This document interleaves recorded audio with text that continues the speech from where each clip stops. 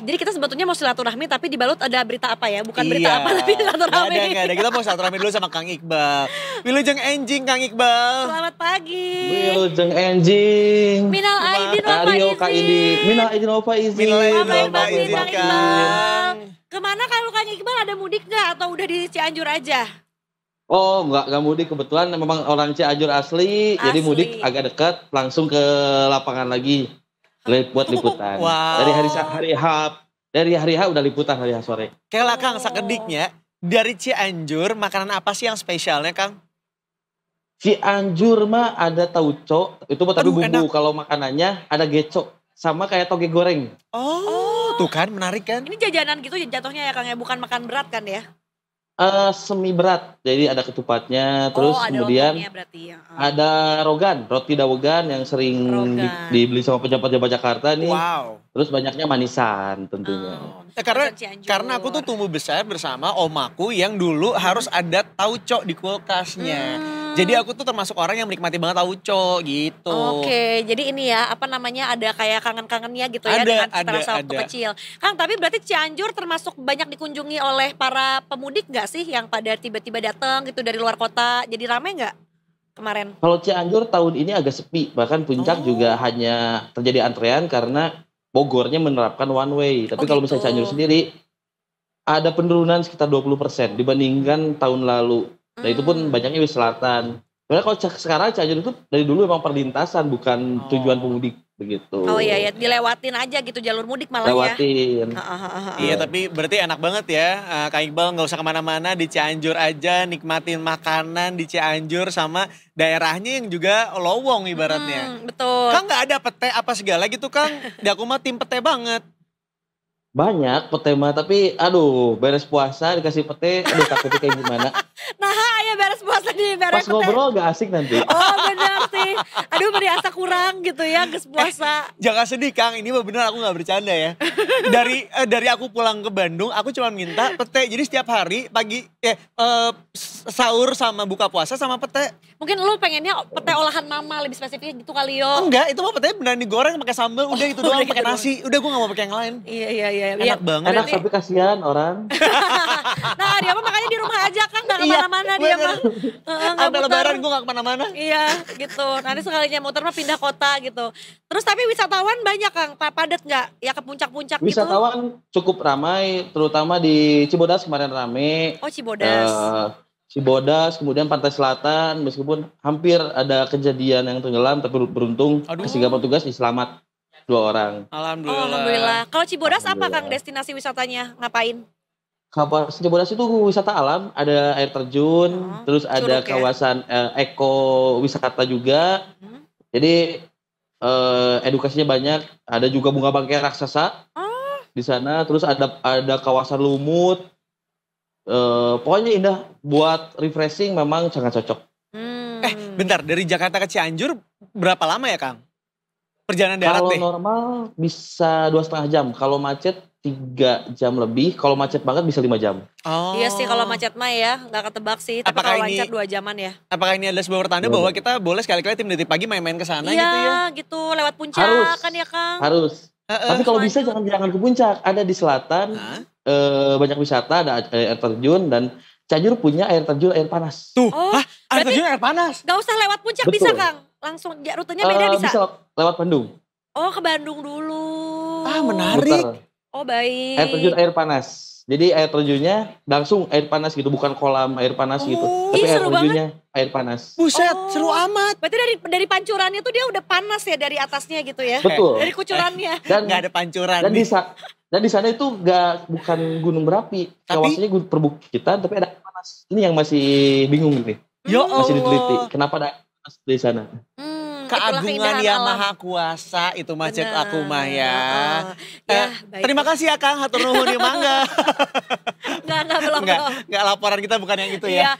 Ya itulah kan kita mau Bukan. nge-review dulu ya keindahan dan keseruan Cianjur sebelum kita mungkin masuk ke berita yang di tengah indahnya Cianjur sebagai destinasi wisata gitu orang-orang yang gak kemana-mana gitu ya.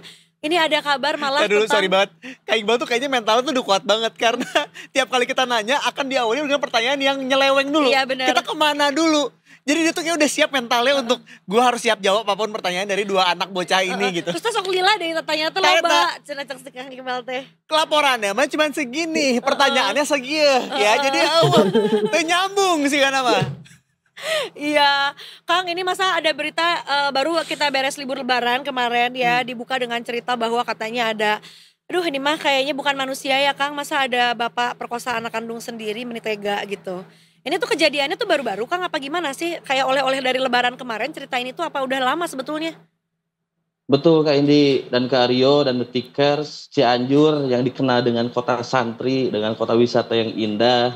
Tapi kita dapat kabar duka, kabar tidak baik, kabar yang cukup memprihatinkan di mana seorang ayah kandung berusia 60 tahun memperkosa anaknya, anak bungsunya yang masih duduk di bangku SMP.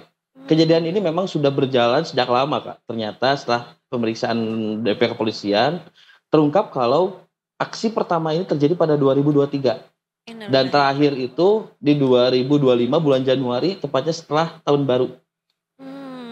Berarti Dan baru sebenarnya terungkap kemarin. berarti sebenarnya ini bukan pertama kalinya, alias sudah terjadi berkali-kali.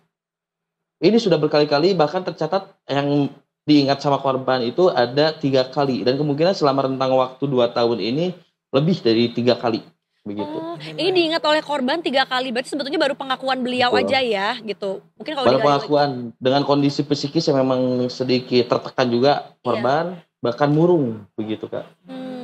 Ya Allah Kang, nggak gimana cerita awalnya sampai ini kemudian terungkap Kang? Apakah kemudian sang korban ini sudah tidak kuat begitu ya sampai Cerita akhirnya sendiri, melaporkan ke kepolisian atau memang akhirnya terungkap dari laporan warga seperti apa Kang? Nah begini Kak, kasus ini terungkap karena korban yang memang aktif mengaji dan aktif bersekolah tiba-tiba murung dalam beberapa waktu terakhir. Kemudian ditanya salah satunya oleh kakaknya, dan setelah ditanya korban akhirnya mengungkapkan meskipun dengan terbata-bata menjelaskan bahwa dia sudah disetubuhi atau diperkosa oleh ayah kandungnya dengan 3 kali. Kemudian kakak perempuannya yang tidak terima dan ingin mengkonfirmasi langsung ke orang tuanya, malah bukannya mendapatkan penjelasan tapi langsung terlibat cekcok dengan orang tuanya. Karena tidak secara langsung seolah-olah dituduh, padahal pengakuan anak ini yang memang masih duduk bangku SMP ini memang benar adanya.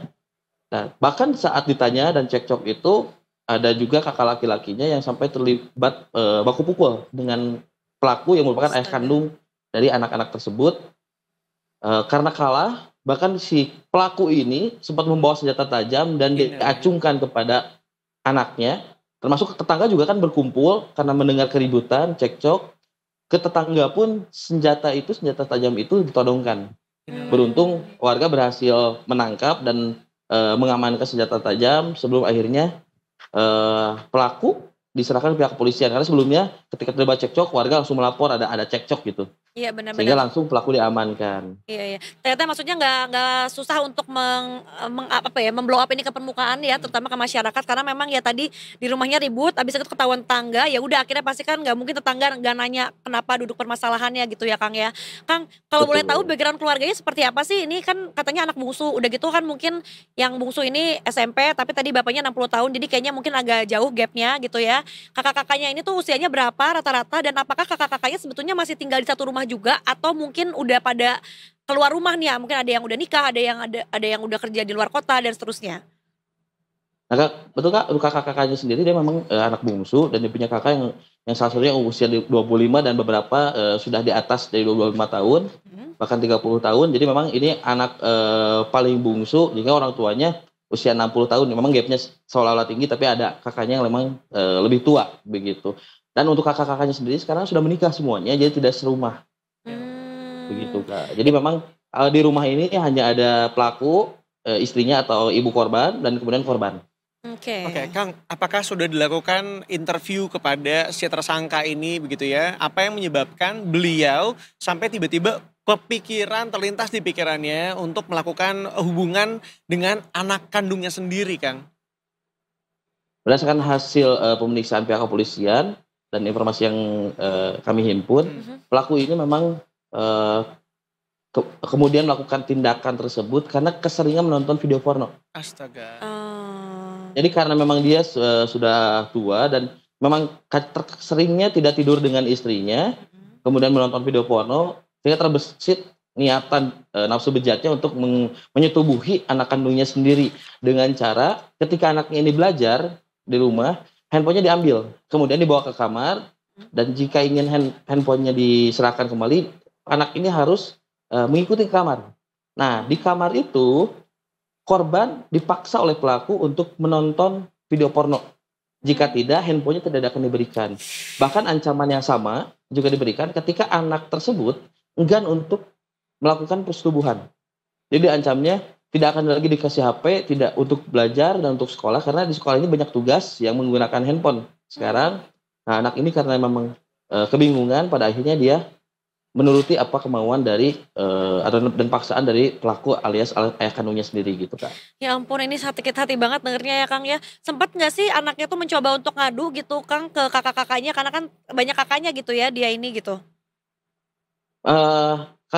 Korban ini memang mengadu karena sebelumnya waktu ditanya itu mau mengadu, memang awalnya mau mengadu, tapi karena kakaknya melihat dulu ini korban waktu kemarin lebaran murung, sangat murung, makanya keburu kakaknya menanyakan. Nah, kalau misalnya informasi dari lingkungannya, korban juga sempat bercerita kepada ibunya, tapi ibunya masih berpikiran positif bahwa tidak mungkin tindakan tersebut dilakukan oleh ayah kandung. Dan ketika memang mengetahui bahwa pelaku dan merupakan ayah kandung ini melakukan pemerkosaan hingga 3 kali, ibunya juga shock.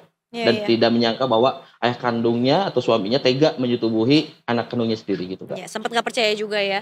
Kang, tapi tadi masyarakat reaksinya seperti apa nih? Karena kan tadi katanya ribut-ribut ya, akhirnya kedengaran sama tetangga juga, sempat baku hantam juga sama tetangga gitu. Mengetahui reaksi ini, apa komentar dari tetangga-tetangga kiri kanannya tuh Kang? Kalau tetangganya sangat menyayangkan tindakan ini, bahkan saat kejadian pun nafsunya sudah sangat tidak terbendung untuk menghakimi pelaku, tapi karena tahu bahwa itu perbuatan yang salah, main hakim sendiri, makanya pada menahan diri dan memanggil pihak kepolisian agar pelaku diamankan. Emang profil pelaku ini di mata tetangganya seperti apa Kang? Apakah memang sudah terlihat keanehannya begitu ya? Atau sebenarnya baik-baik aja selama ini? Tidak terlihat ada keanehan atau perubahan sikap lainnya? Kalau pelaku ini dikenal tetangganya memang tidak banyak aktivitas. Dan memang tidak terjadi keanehan karena sudah memang lansia, tapi pelaku ini juga dikenal orang yang temperamen. Gitu, memang suka marah-marah terutama kepada keluarganya. Jadi begitu mengetahui, keluarganya memang juga sedikit kesal, sangat kesal, makan bukan sedikit. Oke. Jadi tetangga mungkin ngerasa ada alasan ya untuk mau sempat hampir main hakim sendiri gitu. Tapi ini jadi pelajaran buat kita ya, karena biasanya semakin bertambahnya usia, harusnya orang ini semakin wise gitu ibaratnya, ya semakin bijaksana gitu. Tapi kalau misalnya jadi marah-marah gini, ada sesuatu yang kurang tepat sepertinya. Ini kan terbukti bahwa beliau melakukan ya tindakan seperti ini pada anak kandungnya sendiri gitu. Kang, apa hukuman yang kemudian akan diberlakukan kepada tersangka Kang?